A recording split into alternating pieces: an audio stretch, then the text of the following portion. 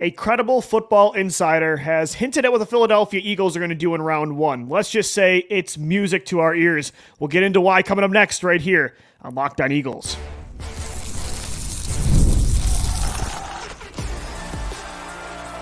You are Locked On Eagles, your daily Philadelphia Eagles podcast. Part of the Locked On Podcast Network, your team every day. Welcome on in, Eagles fans, to the Locked On Eagles podcast. I'm your co-host, Louis DiBiase. You can also find my work over at Bleacher Report. Same with my co-host, Gino Camilleri, our scouting director. On today's edition of the Locked On Eagles podcast, we got a hint, potentially, what the Eagles are thinking in a trade-up in the first round, plus Isaiah Rodgers reinstated. How does that impact the Eagles' plans in 2024?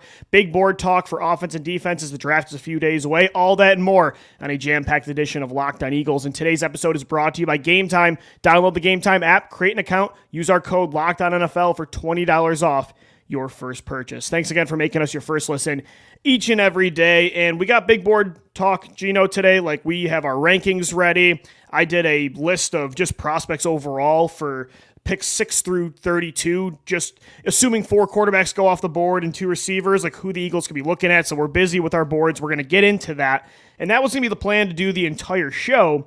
And then you tagged me in a tweet like 30 minutes ago, and I lost my mind. Tony Pauline, who is a credible NFL insider, who actually used to write for PhiladelphiaEagles.com a lot, he's got a pretty good hit rate with his Eagles sources. He said the Eagles are looking into a trade-up, as we've all expected. Adam Schefter said that the other day as well. Like, that's not surprising.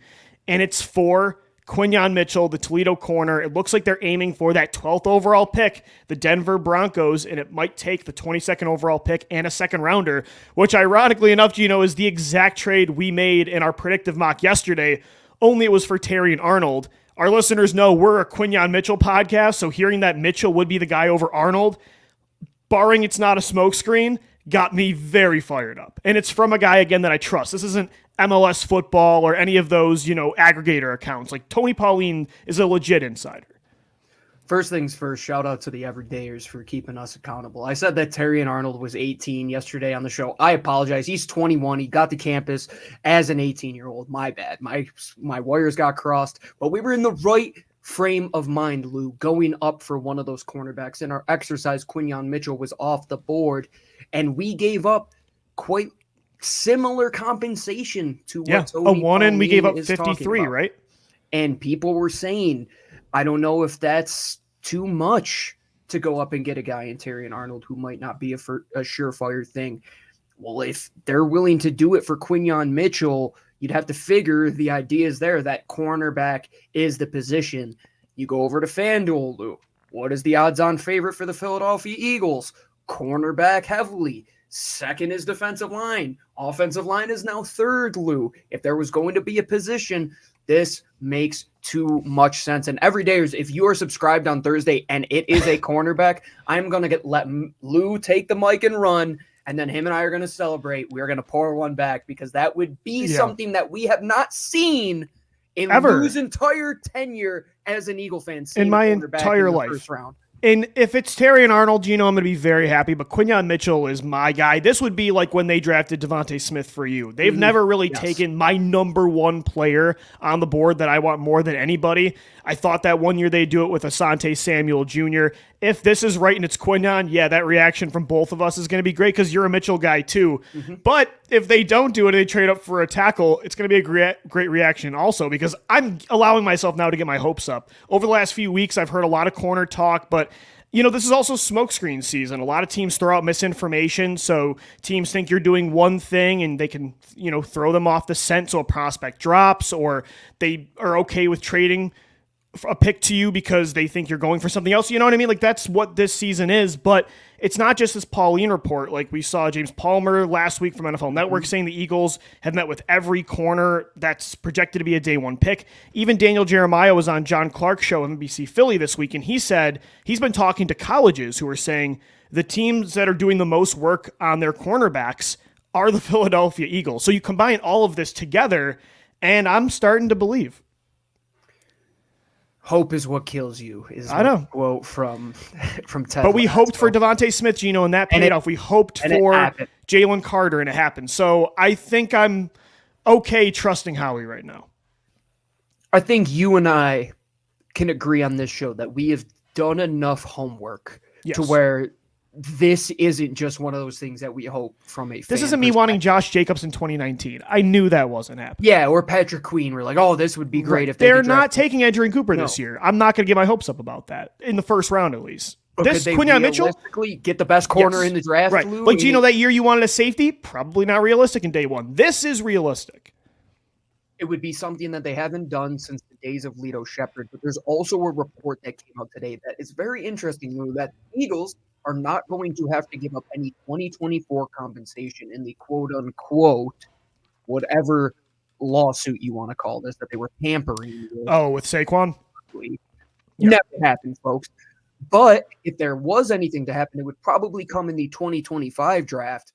Well, Howie Roseman, you got those clips in the chamber, bro.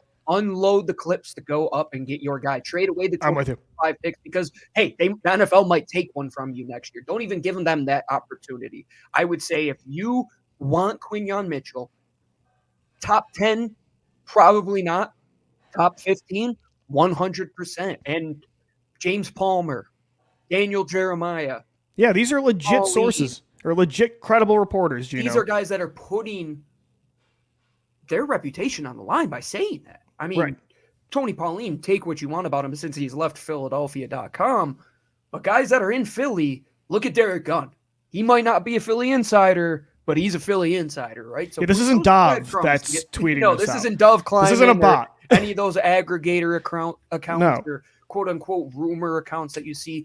These are guys that are gaining inside sources, something that we can't do not being in a scouting room or being in the NFL or being in one of these positions.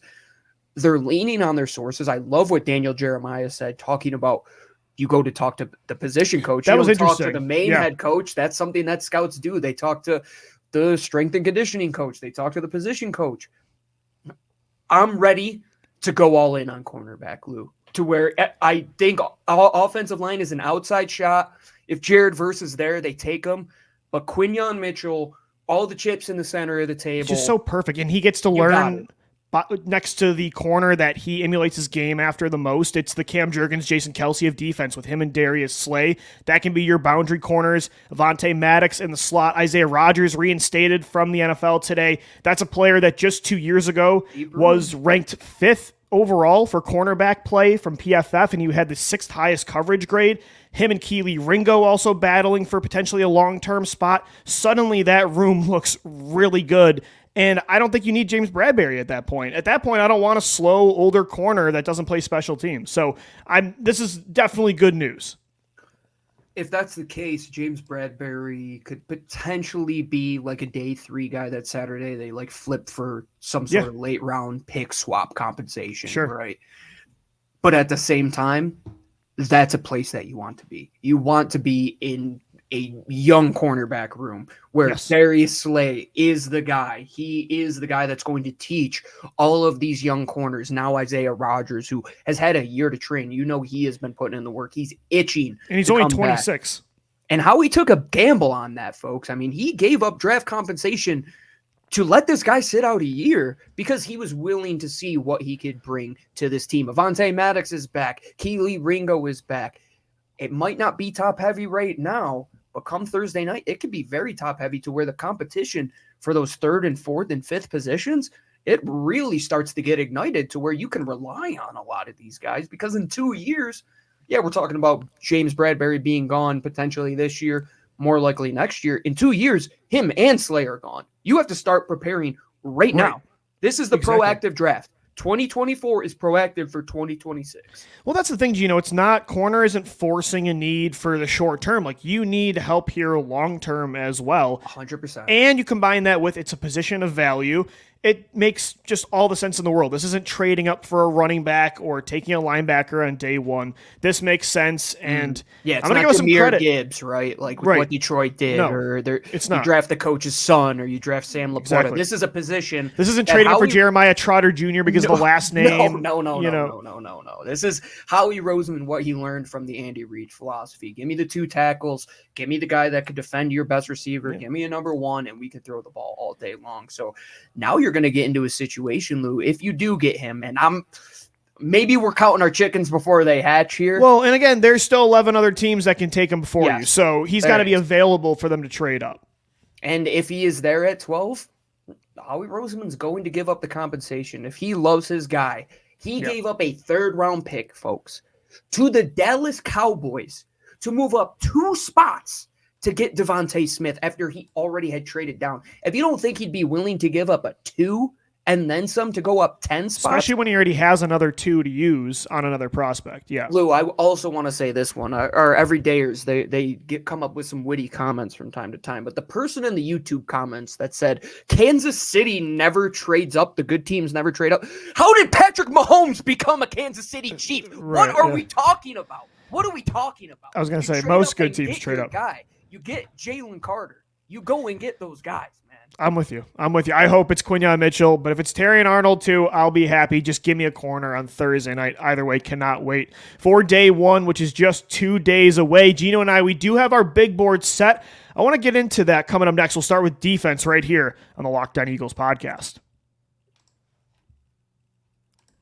Today's episode of the Locked On Eagles podcast were brought to you by Game Time, now an authorized ticket marketplace of Major League Baseball, which makes getting tickets even faster and easier. Prices on the Game Time app actually go down the closer it gets to first pitch. With killer last-minute deals, all-in prices, views from your seat, and their lowest price guarantee, Game Time takes the guesswork out of buying MLB tickets. You can save up to 60% off buying last-minute tickets for sports, concerts, they have comedy tickets, theater, everything over at Game Time. Get a panoramic view from your seat in the app before you buy, so you know you're getting a great view on top of the great price. The lowest price guarantee on Game Time will credit you 110% of the difference. Your purchase is also covered with the most flexible customer service policy in the ticketing industry. Take the guesswork out of buying tickets with Game Time. Download the app, create an account, use our code LOCKEDONNFL. You're going to get $20 off your first purchase. Terms do apply. Again, create that account and redeem the code LOCKEDONNFL for $20 off. Download the Game Time app today. Last minute tickets, lowest price guaranteed.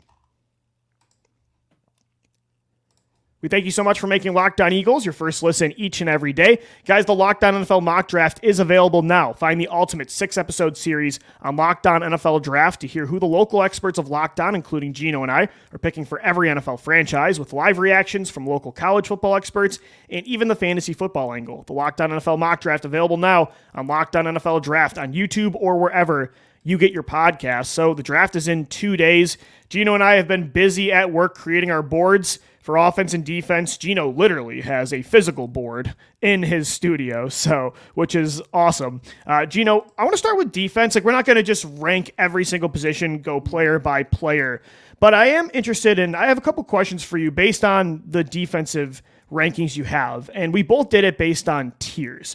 Like for defense, was there a position that you had the hardest time grading based on just you loved so many prospects and they were so close, or you weren't thrilled with the group so it was kind of hard to decide who's at the top? Like on defense, what were the easiest positions to rank and maybe the most difficult? For me, defensive line was really difficult because I agree. There's a lot of guys up top that I Edge especially was tough.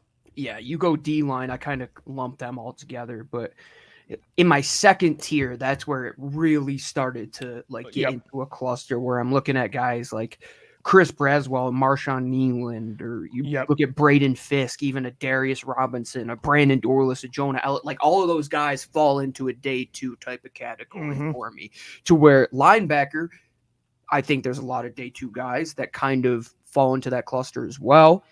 But I think they differentiate themselves. Same with cornerback. Cornerback was probably the second closest when it came to difficulty. But D-line, I mean, I think there's so many guys that are going to be drafted in the top 50, in my opinion.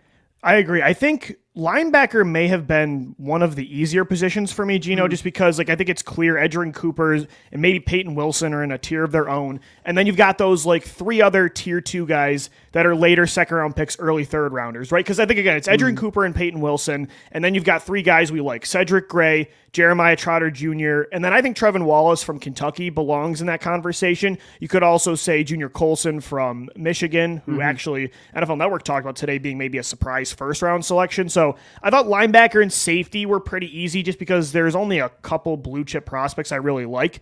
But yeah, edge, especially in the middle of the pack, and those day 2 edge rushers and corners, I had a very difficult time separating. the day 2 cornerbacks, especially because you got. Who did you have? So did you, based on your rankings, like I'm curious to know, like in that tier 2 and tier 3, like where did you have them ranked? Yeah, I'll give you my cornerback ranking. So within each tier, I gave 3 tiers, and then I have Same. A 1A, a 1B type thing. Okay. So in my 1A tier for your cornerback, Quinyon Mitchell, Terrion Arnold. 1B, Nate Wiggins. I have the exact same thing, actually. Tier 2, Kool-Aid, TJ Tampa, Mike Sainristil. Ooh, you like Tampa. Okay. I love TJ Tampa, man. Yeah, I think that physicality, it's like, yes, you get the zone corner element. Can you teach him the man ability? Sure. I think you could, in year 1, do enough to hide him in that cover 2 portion, even the cover 4 portion, where you could play a lot of that quarters type of stuff with Fangio. Yeah. Max Melton's right there, then Ennis Rakestraw, Andrew Phillips, and then my tier 3, Kamari Lassiter, and then I put Kyrie in there just because of the age. But Max Melton, if he was like 2 inches taller, I think he jumps right to the head of that list. So I'm glad you brought him up because I had almost a very similar layout to you at corner. Like my tier 1 was Quinyon, Terrion Arnold, Nate Wiggins. Those are my top 3. Then, of course, some people like Cooper DeJean more than Kool-Aid McKinstry. I like McKinstry Cooper better. As a safety. That's why he's okay. Interesting. Yeah. So I had Kool-Aid 1 spot higher than Cooper. But I did have one other corner in my second tier with Kool-Aid and Cooper, and it was Max Melton from Rutgers. And I think, again, most people are putting him in the slot because of, as you mentioned, the height. But, and again, not that I'm going to take just what everybody else says and use that towards my rankings, but Daniel Jeremiah is somebody. On the table for it, bro. Yeah, stand on the table. No, for sure. And Max Melton's a guy that I mean, everything else with his athleticism and just overall skills like translate to the outside. But I wasn't hearing anybody else say he could play on the boundary. But then I did see Daniel Jeremiah the other day say he thinks he could play on the outside. That was enough for me to put him in that second tier over TJ Tampa was up next, Kyrie Jackson, and Ennis Rakestraw. I think those are the next guys on day 2 that you could say I'm pretty confident taking them as potential outside starting corners. I'm with you. I lumped all those guys in like nickel boundary. It doesn't really matter. I kind of just threw them all in there at once, but that second tier, like you could find a lot of value if you didn't go. And there's a lot of length early. If you were looking for length, like between, as you mentioned with Tampa, Lassiter, Kyrie Jackson, Rakestraw, like there's a lot of physicality and like arm strength there at corner where you can play press. I think Rakestraw could sneakily be one guy that if the Eagles don't get a corner on day 1, that they're kind of lurking around. You talk about that tenacity on the outside. Somebody who, he might get beat a little bit on the outside when it comes to man, but he's willing. He's a dog. Like he's willing to go up there and go one-on-one with you. Safety, I put Cooper DeJean there because I think that's where he's going to be, and then it's a huge fall off. But defensive line, this is where I want to talk with you, Lou, because I think we will probably have the same couple of guys up top. Yeah, there's one thing I'm going to do that people will probably I think you and I are going to do the exact same thing as well. Okay. So my tier 1 in this A tier, Jared Verse, Byron Murphy, Dallas Turner. Right below them in that 1B, I got Johnny Newton and Chop. And then tier 2, the top guy's Liatu Latu, simply because of that injury. I don't trust it. We just saw Leighton Vander Esch have to retire in his mid-20s across the pond in Dallas because of a neck injury. Yeah, they might sign off on it, but man, neck and foot are 2 of those things. They're so finicky. It could go from Pro Bowl type of career. Look at Shaq Leonard, Lou. I mean, he was going from a Pro Bowler to somebody who can't even play on the football field because of that foot injury. Yeah, and I think people... Latu's very popular, especially on draft Twitter. I'm with you. I had Turner and Verse was my tier 1 on the edge. Then I had Chop Robinson as my 3rd guy. I put Latu as my 4th overall edge rusher. A lot of people think he's the first guy or the second. Like, I know he might be the most skilled pass rusher right now, just from a move standpoint, work with his hands. But overall, I'm not somebody that leans towards the technician anyway. That's not my style. I like the power guy. I like the speed to power player. I like the length and the upside. So that's why I lean more towards a Verse and a Chop. But then, as you mentioned, you add those medicals on top of his overall style isn't something I love. Like, he's not the most explosive player. That, for me, puts him down to 4. Like, I'm not dumb enough to put him below, like, Chris Braswell or even Darius Robinson. But Latu, I honestly would not want him on day 1. Like, that's going to be one of the picks I'd be the least happy with if the Eagles go in that route. I personally don't believe they go defensive line. I don't think so either. There are other teams that are ahead of them that need them. I think Atlanta is in a position where they're probably going to draft either Dallas Turner or Latu. You'll probably see Chicago right their wrong of missing on Jalen Carter last year. Go with Byron Murphy. I still, in my heart of hearts, believe the Rams are the perfect destination for Latu, which no fault of his own, man. Like, he's a really good football player. He has like the deepest arsenal you'll see of anybody when it comes to probably has the highest floor and count. Yeah, if he's healthy, like I could count on him probably to lead this class in sacks this year. If I'm making a guy my pick on day one, Lou, I can't have those ifs. No, like Nate Wiggins, if he can tackle. Right, if he's a third-round pick, I can take that chance. Yeah. Maybe even a late second rounder. But yeah, for a day one guy, and I'll take Marshawn Nealon with that explosiveness and that that better health history. I like Nealon a lot. Like lots. I do too. And yeah, I'm glad we did this because these are the type of discussions in rooms. Like you stood on the table for Max Melton. Both of us are against that Latu idea. This is how they come to those decisions. And what we're thinking right now probably doesn't relate to the 31 other NFL teams. This is solely in through Eagles big perspective. Board, how we view it. Cornerback and D-line. If you walked away, though, Lou, with Jared Verse, if he fell to you, would you be mad? I wouldn't. No. I love the speed to power. It's not my number one dream. Yeah. But I'm pretty happy with the player. I don't love the position on day one, but I'm very happy with the player. And man, like day two, like Jonah Ellis, could you fall in love with him? I mean, Braylon Trice is in my tier 3. Ruka Rororo, how many O's are in his name? I like Xavier Thomas from Clemson too. There's a lot of guys on day 2 and day 3 that I'm okay. You and I like guys from the same school, but we kind of like different. Like you like Thomas, I like Rororo. Like it's just your cup of tea, whatever it is. But if you draft a Florida State defensive lineman, I think you'll be okay. If you draft Quinyon Mitchell or any Alabama corner, I think you'll be all right. And linebacker, that we'll see how they view that'll be interesting because day 2 you're going to see how the Eagles viewed this class. You know what's funny, I said on Twitter yesterday what linebacker they take too if they do it early will also tell you how they feel about Nakobe Dean because if they go with like a Jeremiah Trotter Jr., I think they're saying we need that green dot player that maybe like takes Dean's spot. Yeah, that's a true Mike, and Devin White's the one that plays off the ball and flows with that kind of speed. But if they take an Edgerrin Cooper more, Edgerrin Cooper, I think, fits in the role more of what Devin White's going to do this year. Sure. So I think what linebacker they take, the style in this class, can also tell you Wilson or something like that. It can tell you a lot about how they feel about Nakobe as well. We'll get a lot of questions answered in just a couple days. I can't wait, man. I think we started with defense because that's where it's going to be heavy. That's the bread and butter for the Eagles this year, for sure. Which works out well because the rest of the league is going to go offense more than likely. They absolutely will. And I thought offense was pretty hard to rank, actually, for this board, so we'll get into that coming up next. This is the Locked On Eagles podcast. Today's episode of the Locked On Eagles podcast is brought to you by BetterHelp. Sometimes we all need the opportunity to get something off our chest, big or small. Certain things can really start to get to you. It's important to let that out, especially to someone who's unbiased in your life. So today, I want to say something about what I really feel. You might even be thinking about the same thing this week, with it being draft time.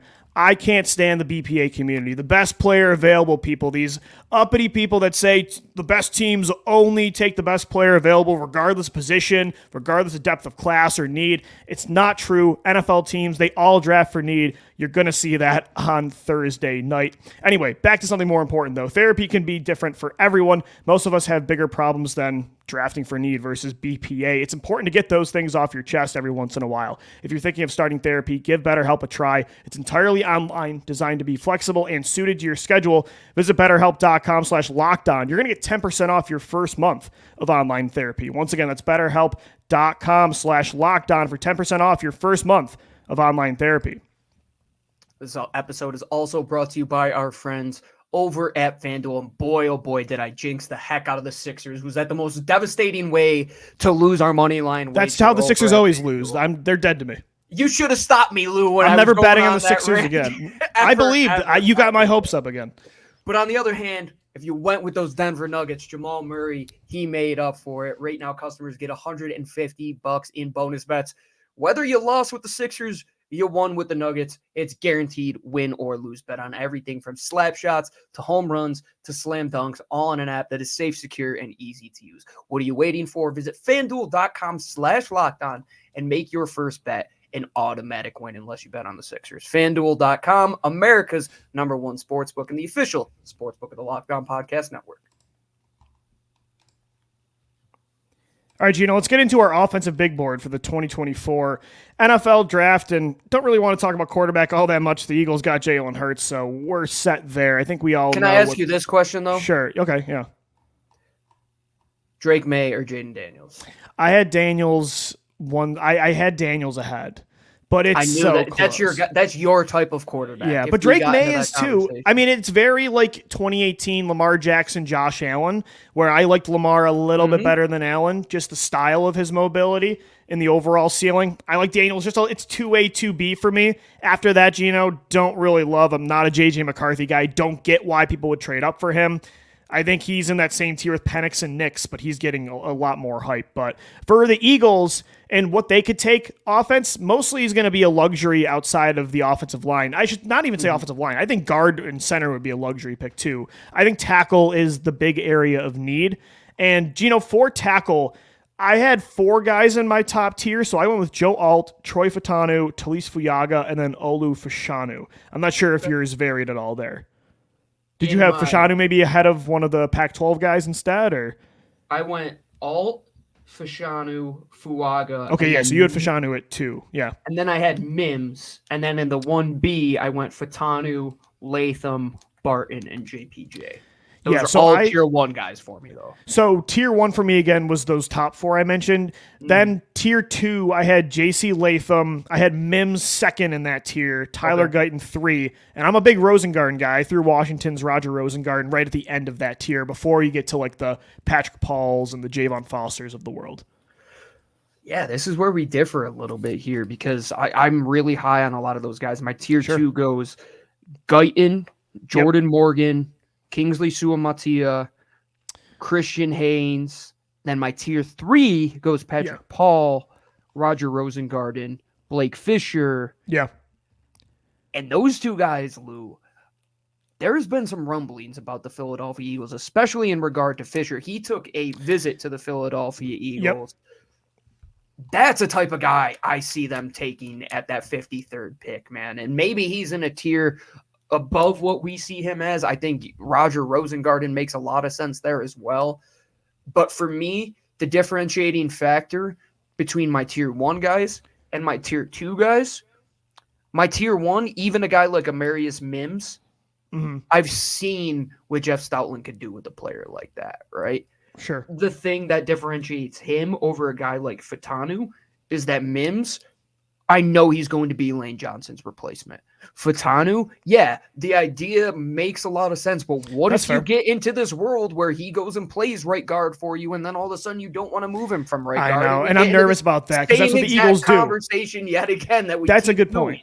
But I don't think it's based on an ability thing for Fatanu because I think he could be the right tackle in the future. But you're right, the Eagles get comfortable. If that player plays really well there, they don't like to shake things up. It's why I'm kind of surprised that, and they haven't even said it's going to happen, but Cam Jurgens is likely to be the center. I still had some reservations that maybe that wouldn't be the case because he played well at right guard, but I get that mentality for sure. I think versatility is another part of this, and you can also go based on, style of play for some of these guys. Like Mims is more of a just crazy length and power lineman, where if you want the athlete more like a Fatanu or, I like that you have Guyton higher there in tier 2. There's just a lot of different styles of tackle in this. I would be pretty happy with most of them.